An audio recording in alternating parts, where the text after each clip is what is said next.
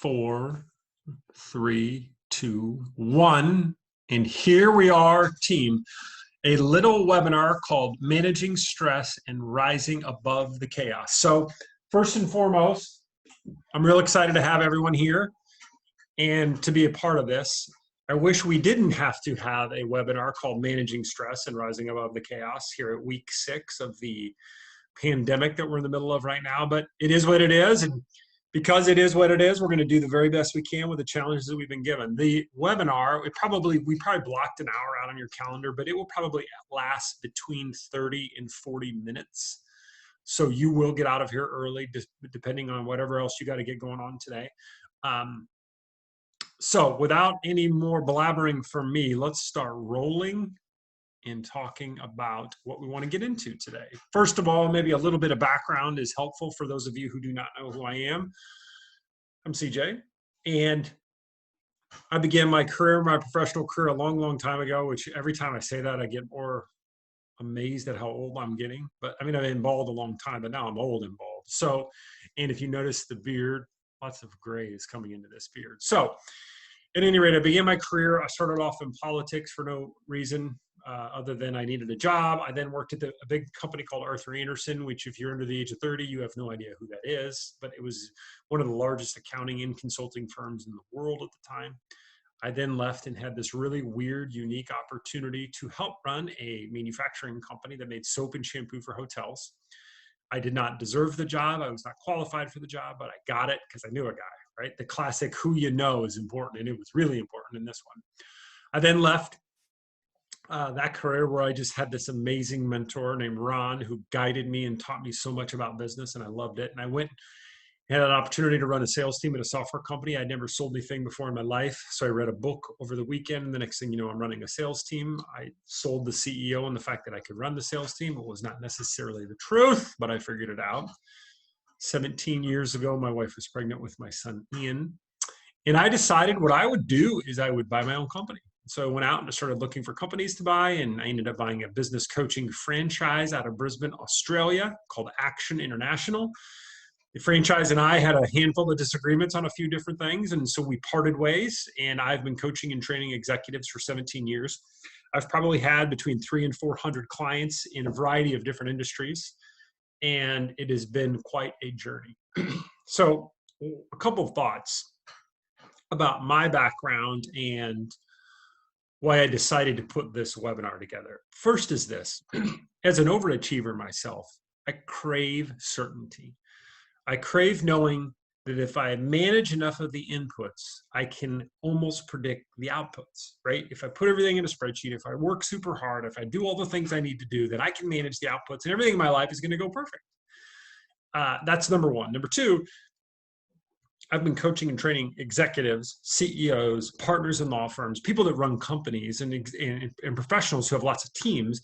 And one theme that I've seen in my career that I didn't anticipate I would see is that everyone is having more anxiety and stress at this point than ever, right? And it's not just the coronavirus that has increased the amount of stress and anxiety that we're all feeling. It's just that we're all feeling all this stress and anxiety. And we could talk a little bit about this. In fact, we will. But I noticed that final concept or final thing that I believe is important as we talk about my background is that I have struggled is an interesting word there, dealt with chronic anxiety my entire adult life. So I've been to therapy, and I would argue, and I would tell everyone my life is all one big therapy session, but I've been to therapy, I've tried medication, I've tried meditate. I mean, I've done everything. And so by no means am I an expert at it. I'm well-versed in understanding what causes anxiety and how you deal with anxiety. So I've dealt with anxiety. My clients have dealt with anxiety. The next thing you know, a global pandemic gets dropped on us. This big turd just comes flying in and gets dropped on us. And I said to myself 6 weeks ago, what can I do to help decrease anxiety, increase productivity, right? How can I help people manage some of the stress they're feeling and to rise above this chaos? And so I sat around and I put together this list of whatever, 50, 60 different tactics. And I thought about all the ways I could talk about them. And if you do this, then you do this. And then I said, well, who in the world wants to watch a 2-hour webinar with me talk about 50 or 60 tactics? No matter how funny and engaging I may or may not be, no one wants to watch that. So I forced myself to focus. What are the most important, right? What are the ones that matter the most? How can I get it down to the simplest, smallest number of simple strategies and tactics that are going to make the biggest impact and are really going to help people? Specifically, when I began doing this, it was all for my clients, because I knew that if I couldn't help them manage their stress a little bit, and I couldn't help reduce a little bit of that anxiety they were feeling, it would be hard for us to keep our businesses going, and it would be hard for us to calm our people down. And so I put this together 6 weeks ago. Since then, I've had an opportunity to probably give it to 500 or so people in a variety of different forums. And I've felt very blessed and grateful that so many people have allowed me to speak to them on this issue. And if you see me do this every now and then, I'm just checking the time. As Allison and anyone can tell you who knows me well, I have a tendency to ramble. So I'm going to check the time and stay on track. Now, before we dive into these 6 tactics, here's what I want to do. I want to talk about the way in which I coach and train. Now, as I mentioned, I could have given you 77 tactics or strategies or things of that nature, but I decided that's probably not the right idea.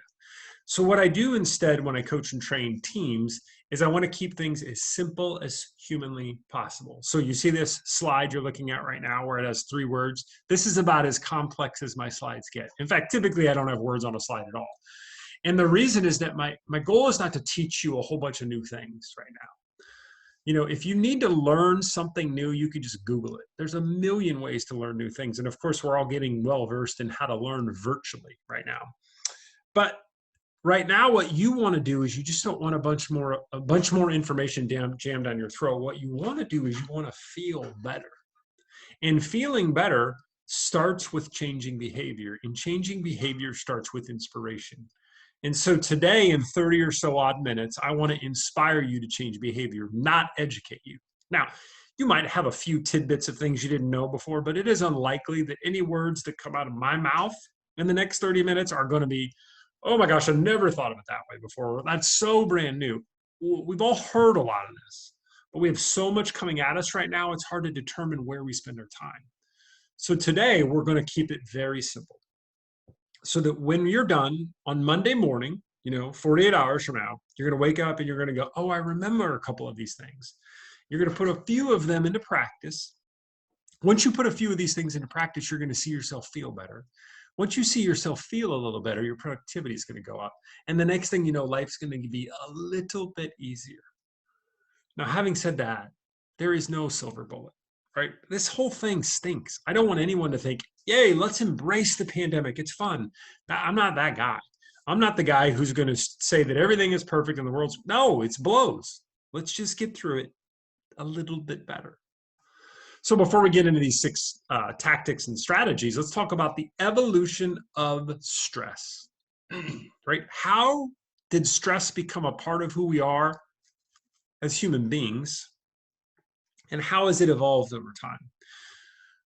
So 2,500 years ago, long, long time ago, assume that we evolved, and we evolved with stress because we needed to run from tigers and bears and gigantic elephants. What they call those big elephants? I don't even remember, but just we had to run from crap, that we were afraid. And so our body says, there is a very scary thing coming at you. I'm going to throw a bunch of hormones at you, and I'm going to scare the crap out of you, and you're going to feel this thing we now know we call stress, and it's going to get me to run. Well, fast forward 2,500 years, and in theory, we are not running from animals anymore. We're not in a war zone. I don't think any of us are in a war zone. So in theory, what we would think is that stress goes like this. It goes way, way, way, way, way down, right? Wrong. Stress is going like this. A simple Google search can show you that stress is at higher than any other time in modern history. We are on more anti-anxiety medication. We are on more anti-depression medication. Kids are finding more stress. Adults are having more stress. I'm seeing it in my book of business, in my practice, tons more stress. Well, so then it becomes, well, why? Why are we having so much more stress? Well, this I could talk, of course, for days about why, but there's a fundamental handful of core concepts that are causing all this stress. And it's important that we understand these before we dive into how to deal with all this stress. Number one is that we now can compare ourselves to everyone in social media or however we want to compare ourselves to everyone. We know how everyone else is doing, right? We know what people are making. We know what their kids are doing. And because we can compare ourselves to everyone else, we do compare ourselves to everyone else. And so no longer are we satisfied being who we are. We've got to outdo the next person. I've got to make more money. I've got to have a better job. I've got to have flatter abs. And my kids have got to be better at sports. We've got to have a nicer home. We've got to have a nicer vacation home. I've got to have more 401k and so on and so forth. You take that fact that we can compare ourselves to one another, and then the next concept here is that we are drowning in data and drowning in information. So talented human beings are working harder than they've ever done, trying to outdo everyone else because we can compare, and we are showering one another with this information overload. You take all that, you put it in a pot and stir it around, and the next thing you know, we are a stressed out country. Well, then what adds more stress? Well, it adds more stress when you get yourself in the middle of a global pandemic. So it's called an unprecedented event because we've never seen it before. Now, for those of you who say, well, we saw it in 1918, well, I'm not 100. I don't think anyone else listening is 100. So we, the people paying attention to this webinar today, we don't know what this is like. We haven't wrapped our arms around this. And by the way, in 1918, it was different too because we couldn't communicate the way we're communicating today. So this is brand new. And what is causing all this stress around this global pandemic is this concept of uncertainty, because uncertainty is absolutely gone. You take all this, you mix it around, and the next thing you know, you've got stress at an all-time high, worry at an all-time high. So how do you deal with it? Well, right now we're going to talk about 9 very simple tactics, really simple tactics to help you deal with this stress, feel better about everything going on, and improve your productivity. The first thing is we've got to talk about this concept of control. So when you think about control, you ask yourself, what in this world can I do something about? And even if you're not a religious person, you've probably heard this prayer: God, whomever your God is, grant me the serenity to accept the things I cannot change, the courage to change the things I can, and the wisdom to know the difference. Most stress in this world is caused by worrying about things that are outside of our control. You know, things that we just can absolutely positively do nothing about, right? When are our kids going to be able to go back to school in the fall? Don't know, can do nothing else about it. Is this pandemic going to cause the economy to go spiraling horrifically bad for the next 2 months, 3 months, 4 months, whatever? Don't know, can't do anything about it. What we've got to do in the middle of a crisis like this is we have to ask ourselves a really important question. Can I control this thing that I'm worried about? So when that anxious thought pops into your head, it starts to ruminate around your head, you start going, oh no, what about this? What if this goes wrong? What if that goes wrong? You have to ask yourself this question: can I control it? If the answer is no, you must let it go. Okay? So when you're done with this webinar today, and later on today, you might get stressed out or worried about something, just stop and ask yourself very quickly about the thing you're worried about. Can I do something about this? If the answer is no, let it go. Am I going to get my PPP funds if I'm a small business owner because I didn't get it in the first round? Am I going to get it in the second round? Can I do anything about that? I don't think so. If the answer is no, let it go. Now, a very similar strategy that is right on the heels of that is this concept of focusing on 8 hours at a time. When you study and research stress and anxiety, which I mentioned I've done forever, what you find out is that most of your stress is you beating yourself up over doing something dumb in the past or worrying about the future. And in fact, the majority of stress is you and me and human beings going, oh, what if tomorrow is worse than today? What if next week is worse than last week? What about a month? What about a year from now? Well, if you're constantly playing this what if game, and you're constantly worried about things you can't control in the next 8 hours, you're just going to drive yourself crazy. What we do as overachievers, and as one I know, is we say to ourselves, well, if I worry about everything that could possibly go wrong tomorrow, next week, next month, next year, a decade from now, if I worry about all of it now and create 7,000 spreadsheets to manage it all, I am going to reduce the amount of stress that I'm going to feel in the future. Well, guess what? It does not work that way. There's only so many things you can do about something. There's only so many things you can do about the future, right? Can you do anything about if you applied for the PPP loan, you've done it. You've done all you can do. So you ask yourself this really simple question when you begin to feel stressed out about something: is there anything I can do about this in the next 8 hours? And if the answer is no, guess what? You let it go, right? So I might get stressed out about, I have a lot of clients. Their businesses might not be going very well. What if my clients stop utilizing my services? Holy moly. Well, it's Friday when this webinar is being recorded. It's whatever, 1:30. And I'm going to work until 5-ish today. Maybe I even leave a little bit early. And I can't do a ton about it. So if I can't do a ton about it, I'm not going to worry too much about it. Now, I'm not going to say that I'm going to ignore it. I'm not going to bury my head in the sand. I'm certainly not saying to anyone in these first two strategies that you bury your head in the sand and you pretend there's no pandemic. That's silly. But what you do is when you begin to feel stress and you begin to feel anxiety about anything, your family, your job, the economy, the president, whatever, you ask yourself simply, can I control it, or can I do anything about it in the next 8 hours? And if the answer is no, let it go. Third strategy, before I dive into the third strategy, I should say, I want to give you a quick overview of how the media empire works. But first, let's go back to 1975. 1975, there was 3 stations, television stations, and a handful of radio stations, and that's where you got your news. And in 1975, you got your news twice a day, maybe in the morning, but probably just once a day, actually, for most people at night. And maybe the radio stations would dribble some news in there. But most people got their news watching the evening news at night. And if you were an adult in 1975, I was 5 in 1975, you then had the ability to say, well, I get all my news from Walter Cronkite or whomever else. And those people, that the way in which they engaged with us is they said, well, they've only got 3 choices. So all we really have to do is do a really good job of telling a story about the news. Well, guess what? 2020, there is exactly 177,000 news outlets. I made that up, but you all know it's somewhat true.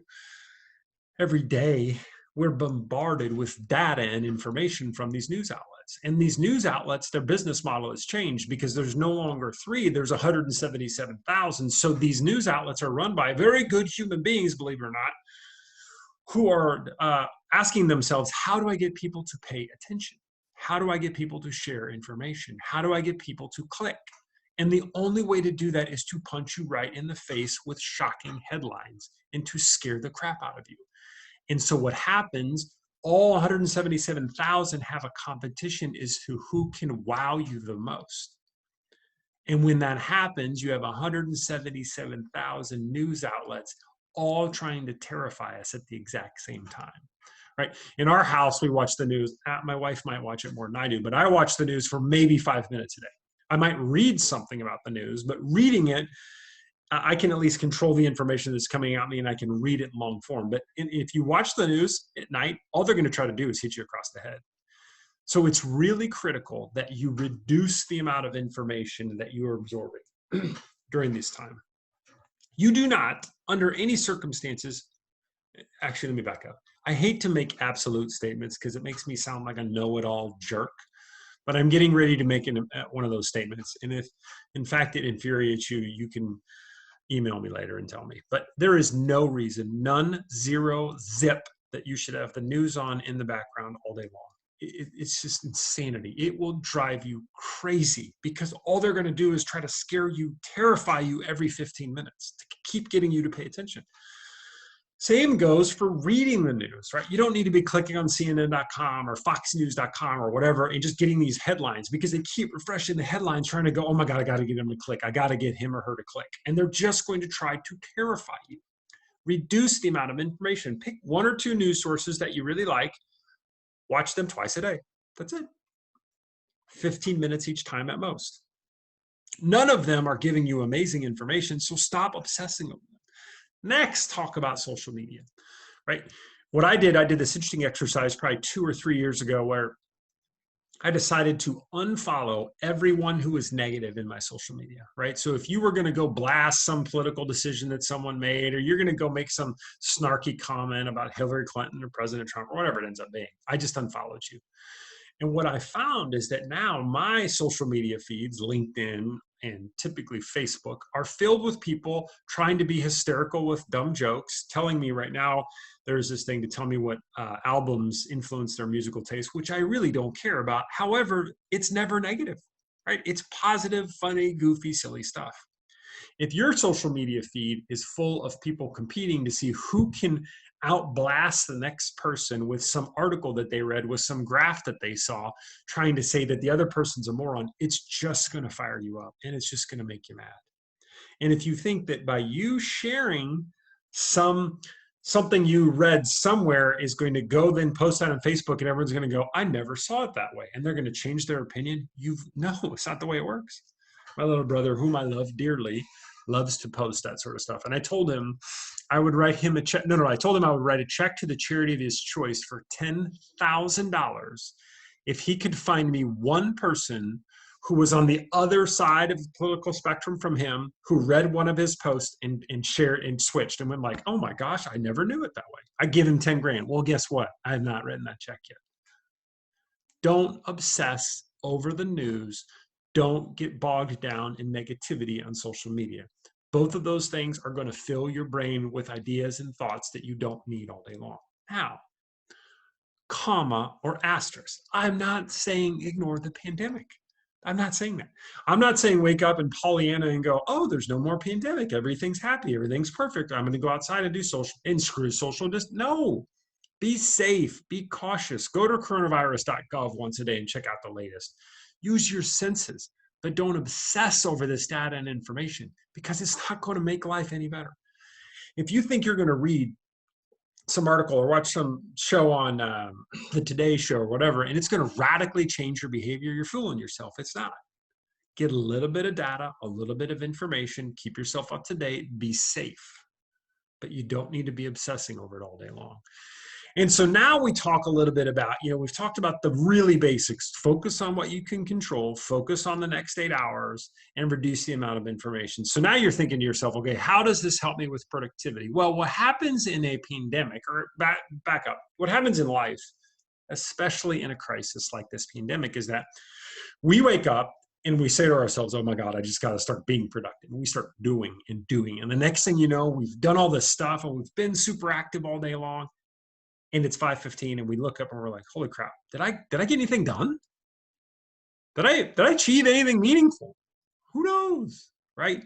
So the thing that you've got to do is you've got to ask yourself, what is the most important thing that must be done today? So I've got this crazy idea that you plan your day in advance. So when I say plan your day in advance, it's real simple. You wake up 10 minutes before you dive into your day and you ask yourself, what are the 3 or 4 or 5 most important things that absolutely positively must be done today? Now, for some of us, that's really easy to do because our day is very easy to plan. It's predictable. For some of us, it is not. So I'm not saying we all plan the exact same things to do. And if you're a fellow overachiever, you're going to write down 413 things to do during the day and just piss yourself off when you only get 3 done. Be reasonable. Start with 3 to 5, or maybe start with 2 to 3. What are the most important things I want to get done at 8 o'clock in the morning before the day has hit me in the head, right? Before I log into my email, before I start getting on my Zoom calls, what must be done today? Now, if your day is packed, I mean, literally you've got enough time to eat lunch and that's it. Well, then guess what? Don't plan a whole bunch of stuff that day. If you've got the whole afternoon free, you got 4 hours free or 5 or whatever it is, okay, then you might start planning. Because if you don't plan your day in advance, what's going to happen is the day's just going to come at you. You're going to just try to feel busy and do a bunch of stuff. And then who knows if the stuff you do is the right thing to do or the wrong thing to do. So just ask yourself in the morning, assume the day goes great. What are the 2 to 3 to maybe 4 or 5 most important things that absolutely, positively must be done. Must be done. Okay? Not, it'd be nice to do, must be done. Because as Patrick Lencioni states, if everything is important, nothing is important. There's a huge difference between being really busy and being really productive. Utilize this time of this crisis to begin a new habit called planning your day in advance. So now I'm planning my day in advance. And let me tell you a story about some people that are not planning their day in advance. They are called my son's buddies. Some of my son's friends, my son is 16, by the way, I love him dearly. We got this one buddy of my son, we call him G Money. The kid has got the greatest head of hair, and he literally is one of the greatest kids I've ever known. What kind of 16-year-old gives you a hug every time you see him? Not now, outside of the coronavirus. Wonderful young man. But anyways, my son told me that G Money was nocturnal. And I said, what do you mean nocturnal? He said, G Money gets up at 3 p.m. and stays awake till 3 a.m. And I thought, what? What a dummy. Why would you do that? Well, then I looked at myself the first week of this pandemic. My whole schedule gets screwed up. I mean, completely screwed up. So a little embarrassing fact I would like to admit right now is that I have eaten at Einstein's Bagels for 25 years straight, Monday through Friday. That's not a misprint. That's not a typo. That's not a misstatement. It's a ridiculously true fact. I have done the same breakfast every day for 25 years. Well, I can't, obviously, now. So when I can't do my normal routine, I was waking up 2 hours later. I wasn't getting dressed. I was kind of drifting in and out of meetings. I was not working out as much as I should. And I was kind of drifting all over the place. Now, to some extent, that's okay because life is different. Like today, I am in shorts. Not that you care, but because I'm not seeing anyone other than like this, I'm in shorts today. I would not have normally worn shorts. So it's changed a little. But what our brains crave during a crisis, what our brains are dying for is a little routine. So I beg you to try to do your best to keep your routine. Most of us have just tossed it out the window. So when I say keep your routine, ask yourself, what did I do pre-crisis? And can I manage to do something like that post-crisis? If you got up at 6:30, try to get up at 6:30 again. If you worked from 8 to 5, do your very best to work to 8 to 5 again. If you ate lunch at a certain time, try to eat lunch at the same time. Do your best to keep the routine as similar as it used to be before, because it will calm you down because your brain craves consistency and your brain craves predictability. And in the middle of this insanity that we're dealing with right now, we have no predictability, we have no consistency. So do your best to keep that routine. Now, let's think about the we're all staying at home. Let's think about the households where both parents work and you have a 5-year-old and a 3-year-old with you right now. When I say the words, keep your routine, you are doing everything in your body to not scream and yell at the top of your lungs. Keep your routine does not mean live exactly the way you used to. I've been on the phone and had Zoom calls with many people in this instance right here who have 2 working parents who are both trying to work and are trying to do e-learning and everything else. Your routine is out the window. I totally get that. I had one person who was working from 10 p.m. until like 3 a.m. That's the only time this young lady could get work done because she had 2 young children at home and her husband was working. So I don't want you to think that I'm trying to ask you to keep the same routine I'm keeping. I have a 13-year-old and a 16-year-old at home, and I have an amazing wife who keeps them on track during the day. So I am able to keep a routine. I have an office that's empty, so I'm able to come into an office. My life is easier than many of yours. So if I say to you, keep the routine, and you can't because your life is insane, that's okay. Cut yourself a little slack about that one. The other night, we're watching TV as we think about our next of these simple strategies. And we are watching Better Call Saul. When I say we, I'm talking about my wife, Nicole, and I. We're watching Better Call Saul. And it's one of the TV shows that we love to watch together. And it is great television, by the way. We've only got one more show to watch this year, and it's kind of bubbling me out. But at any rate, we're watching it. And my wife presses pause on, of course, we're not watching it live. She presses pause on the machine there. And she looks at me and she goes, "What's wrong?" And I'm like, "What do you mean?" She's like, "You just look depressed." you look really bummed out. And I'm like, well, we are in the middle of a global pandemic. And I'm thinking that to myself. She's like, no, you look worse than normal. And I'm like, thank you. And I asked myself this simple question, well, what do I look normal? And then I kind of felt my face muscles and I'm like, ugh, I feel like crap. And I thought, is there a way that my face can make me feel like crap? So I tried something absolutely silly and I put this big dopey smile on my face. Like, and what happened was I felt better. Now, did I 180 degrees change the way I felt? No, but I felt better. So then I began to do a little research on this. And what's so interesting about smiling is it makes you feel better. It's as though when you smile, you're telling the rest of your body, you know, life's going to be okay. Life is going to be as good as it possibly can be today. And smiling, what's so interesting about smiling too, it is contagious. And you think to yourself, well, how is smiling contagious when I'm not around anyone? Well, you're seeing people on these screens. And so smiling is absolutely contagious when you see people on the screens. And it's the weirdest thing in the entire world. When you see someone on the screen and you're smiling at them, they begin to smile. And especially if you are leading a team of people in a Zoom chat or a Microsoft Teams chat or whatever it ends up being, and you're smiling at them, it's going to reduce the stress that they feel, and it's going to make them feel more confident. When you come home and talk to your family and you give them a big smile, they're going to feel better. Now, can you smile all day long? No. Some days you just don't feel like smiling. In fact, my wife, God love her, she would argue that some days I do not smile and I bring home a bad mood. And I do. You know, some days I do, and some days so do you.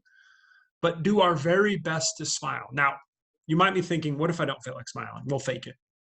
Because what's interesting about faking it is fake it enough and you will eventually begin to feel like smiling. It's the weirdest thing in the world. It's just a subtle thing we can do is just to smile.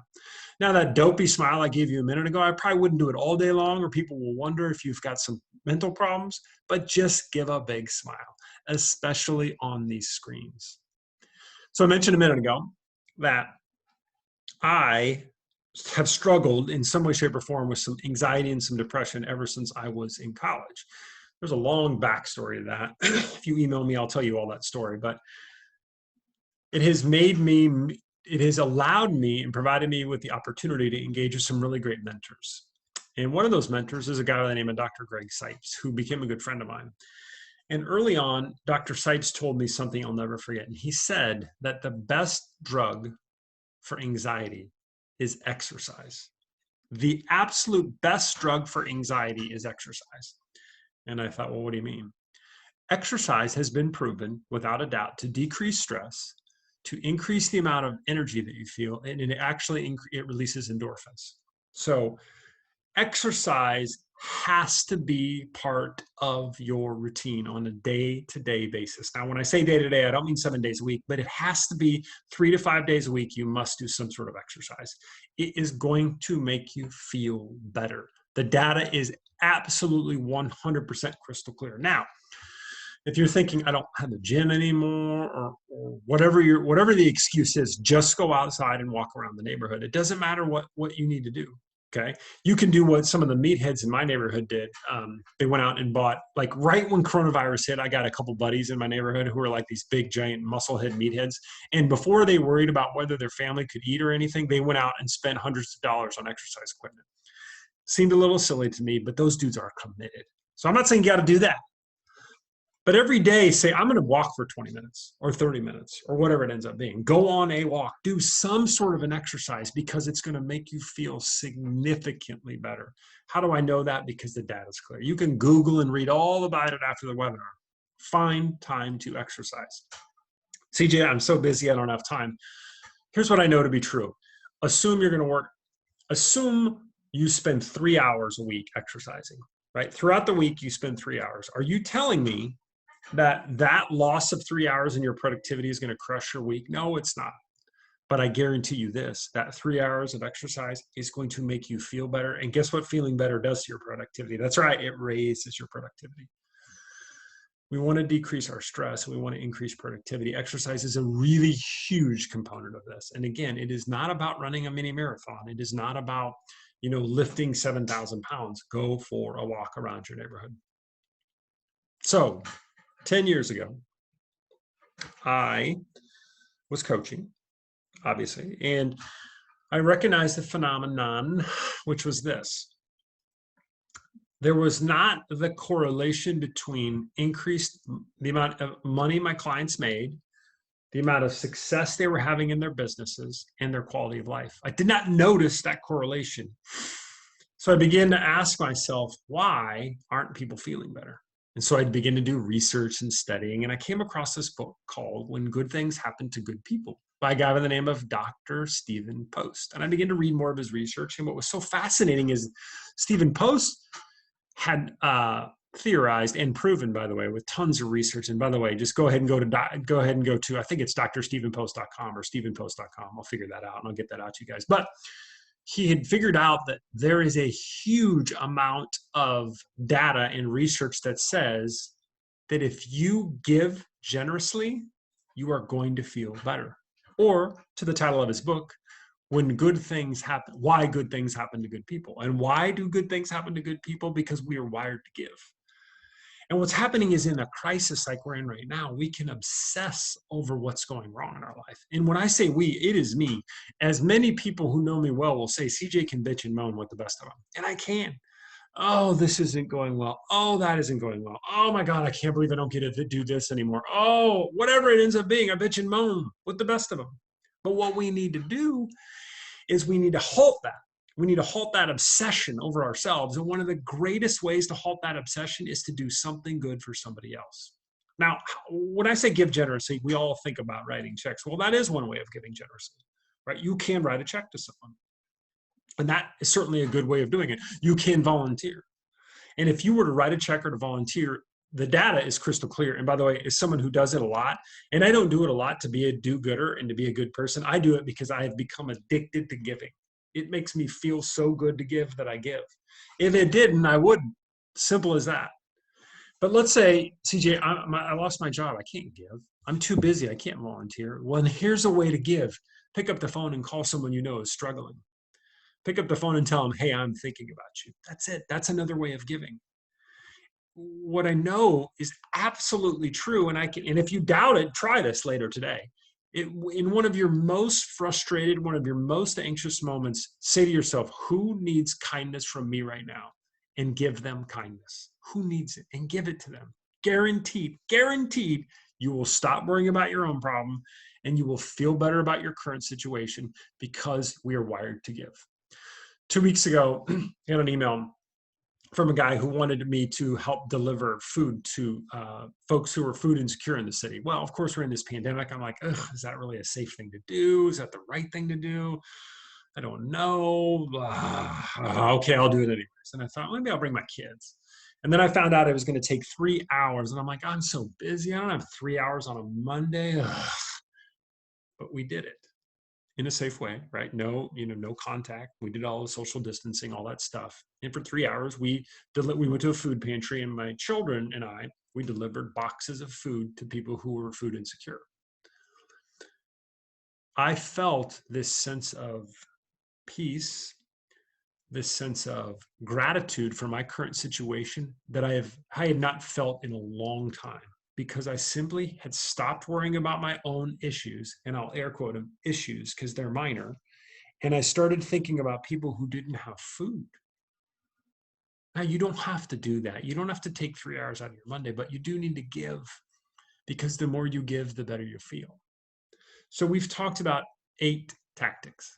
And I think we can all agree none of these tactics are right. There's no rocket science here. In fact, it's unlikely there's anything that you think, oh my God, I've never heard that before. In fact, many of you are thinking, I hope he doesn't charge money for this, because it's so simple. But here's what I know to be true. If I saw you in a month, if I saw you in 2 months, heck, if I saw you tomorrow, it's likely that most people are going to not be doing some of these things. Oh, CJ, I keep the news on in the background. I'm not focused on those things that I can control. I'm not exercising. I'm not smiling. I'm not keeping my damn routine. I sure as heck aren't planning my day in advance. I'm not giving to anyone. And we begin to do this thing called beating ourselves up. When you begin to beat yourself up, I want you to recognize something. I've been coaching and training simple things for 17 years. No one Let me repeat this. No one implements everything I coach and train on, even though it's completely simple. And when that happens, when you learn something that you know will work and you don't do it, I want you to resist the urge to beat yourself up, and I want you to forgive yourself fast. Okay? Resist that urge to beat yourself up. Oh my God, CJ said exercise. I know I should be exercising. I know I've got the time to exercise that. I just haven't done it. And it's been 2 weeks since that webinar. I just can't do these things. I'm not the kind of person who's disciplined enough to do this. That is hogwash. That is nonsense. You can do it. Recognize you didn't do it last week or yesterday. Tell yourself, I want to become the absolute very best version of myself that I can tomorrow, and vow to just be a little bit better. There is no value in beating yourself up, especially right now. You're a working mother or a working father, and you have kids running around, and you don't feel productive, and you don't feel like a good parent. Guess what? Forgive yourself fast.